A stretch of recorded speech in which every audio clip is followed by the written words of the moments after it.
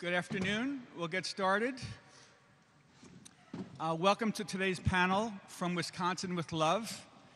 My name is Steve Greenhouse. I'm the labor and workplace correspondent for the New York Times and author of the book, The Big Squeeze, Tough Times for the American Worker. If you can't hear me, raise your hand. Today we will hear from three distinguished authors, all of whom have written learned books about various fascinating chapters in labor's past. Each book discusses a different group of workers who faced hard times and were often under siege.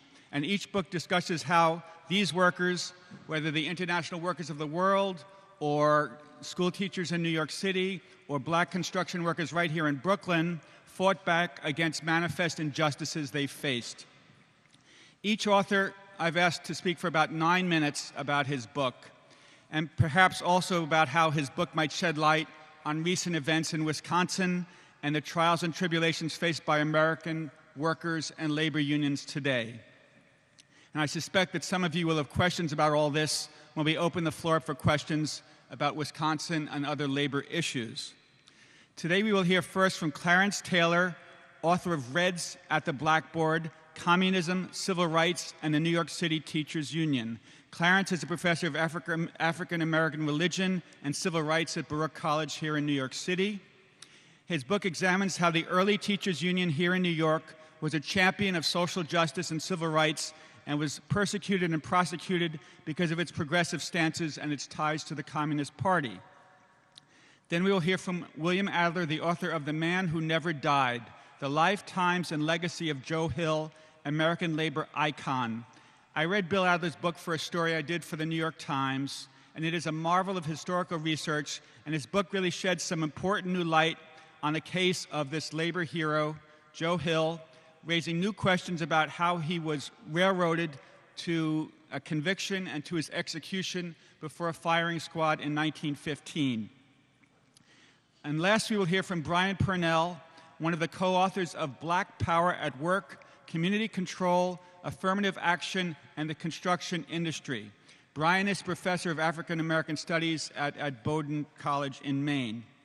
Brian tells some amazing stories of protests right here in Brooklyn 5 decades ago in 1963, when black construction workers and black ministers and their congregants and groups like CORE engaged in sit-down protests to demand integration of construction projects and construction unions that were 99% plus white.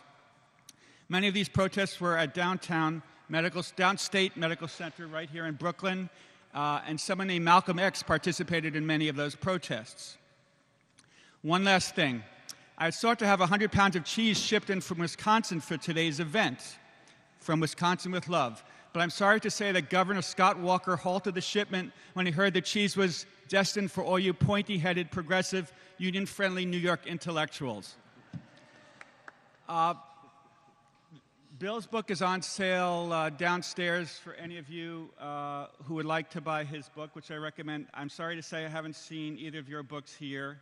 I schlepped a few copies of my book here. If someone wants to do personal transactions with me afterwards, I'd be happy to sign books. Bill will be happy to sign his book. Okay, so Clarence will speak first. Okay, thank you. I tell people I really timed my book to come out just now. I said I tell people I really timed my book to come out just now when there's this tremendous attack on teachers. I mean, to say that there is attack on teachers everywhere is no secret.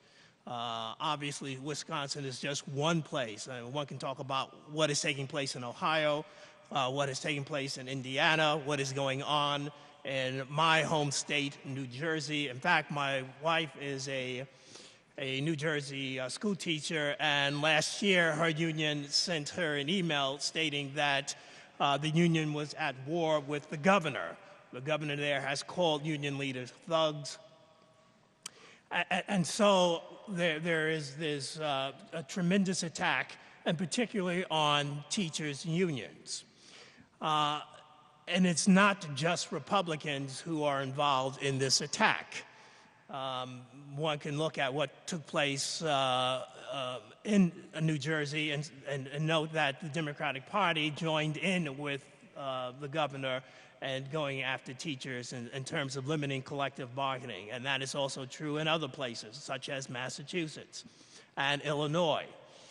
And I should also note the President of the United States was in support of firing every teacher in Rhode Island at Little Falls High School.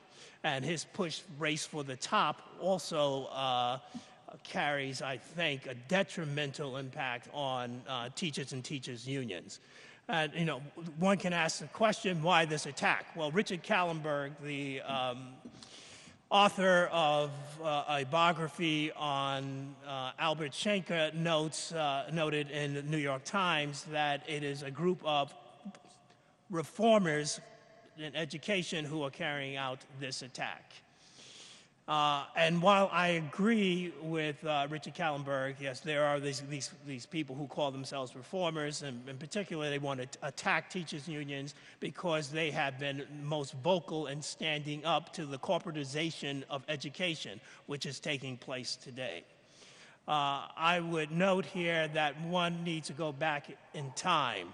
It is not just in the 1990s that this attack began. One can look, as I did, back in the 1950s when examining the New York City Teachers Union. That is a subject of a book I just published. This union fought for a type of unionism, what I labeled a sort of social unionism or social justice unionism. It did work for its members. It wanted to obviously help get them higher wages, better benefits, better working conditions, but that union also worked along with parents. It worked along with community activists in order to save public education.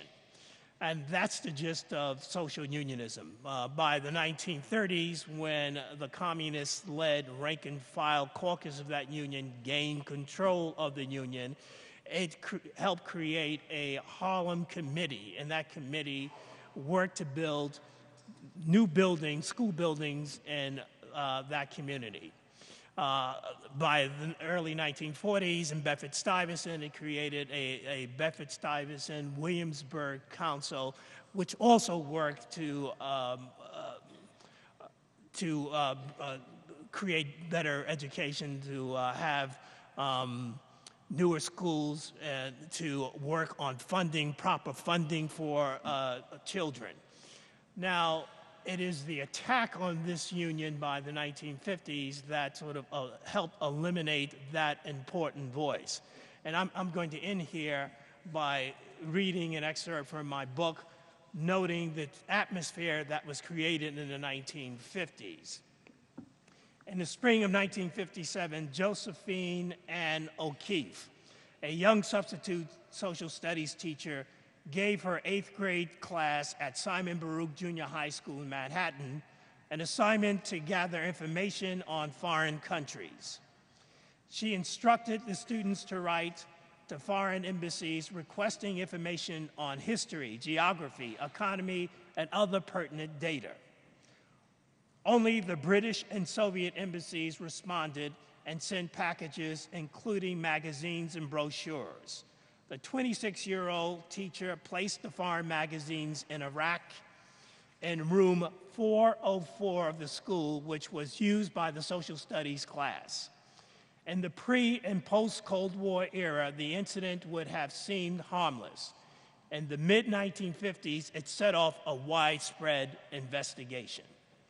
Detective Mary J. McDonald, Shield 520 of the New York City Police Department's Bureau of Special Services and Information Agency, was teaching an evening graduate course in police science in room 404 at Simon Baruch Junior High School when she spotted the Soviet magazine.